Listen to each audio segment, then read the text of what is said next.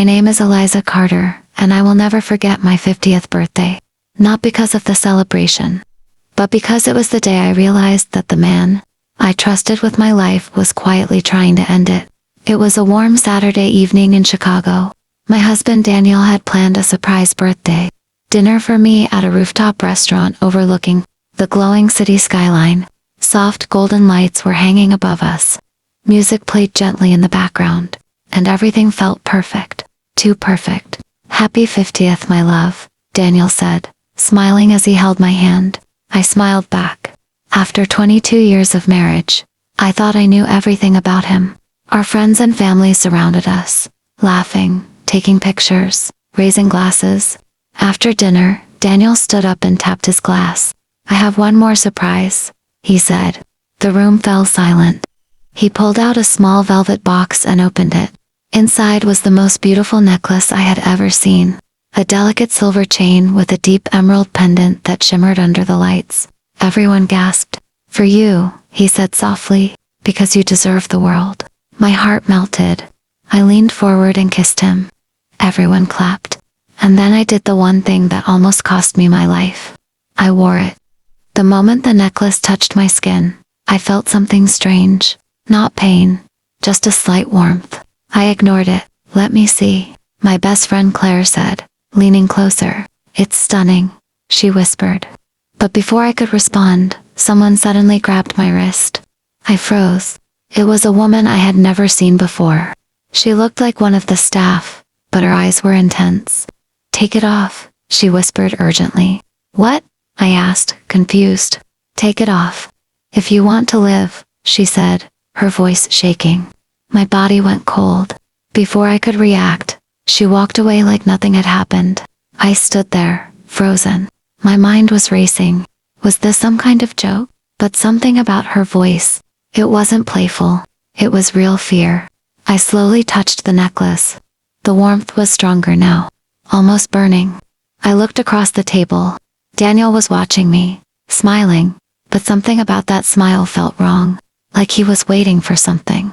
I forced a laugh. Claire, you love jewelry more than I do.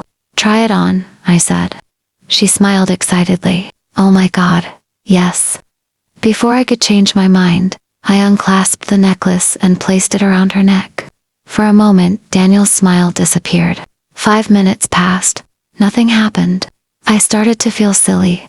Maybe I was Then suddenly, Claire stopped talking. I feel weird, she whispered. My heart dropped. What do you mean?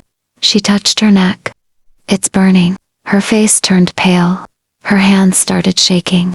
Claire, I said, panic rising in my voice. She tried to stand, but collapsed.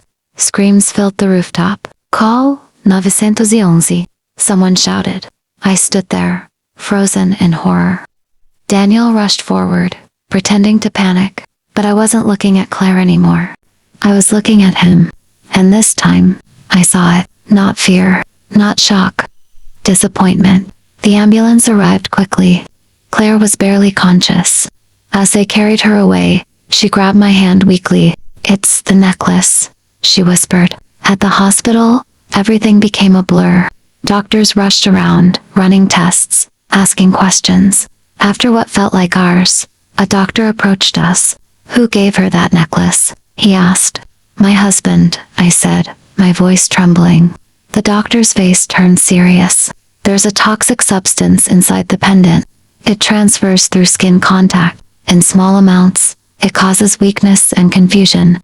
In higher exposure, it can be fatal. The room spun around me. I slowly turned to Daniel. Why? I asked, my voice breaking. For a moment, he said nothing. Then he sighed. You weren't supposed to give it to her, he said calmly. My heart shattered. You've been poisoning me, I whispered. Slowly, he replied. You didn't question it. You trusted me. Tears filled my eyes. Why would you do this? He looked at me with cold eyes. Because your life insurance is worth more than you are. I felt like I couldn't breathe. The man I loved, the man I trusted, had been planning my death. For money, the police arrived shortly after. Daniel didn't resist. As they took him away, he looked at me one last time. There was no regret in his eyes. No guilt, just emptiness. Claire survived, barely. The doctor said if she had worn the necklace longer, she wouldn't have made it. As for the woman who warned me, she was never found. No cameras caught her clearly. No one remembered seeing her. It was like she appeared just to save my life, and disappeared.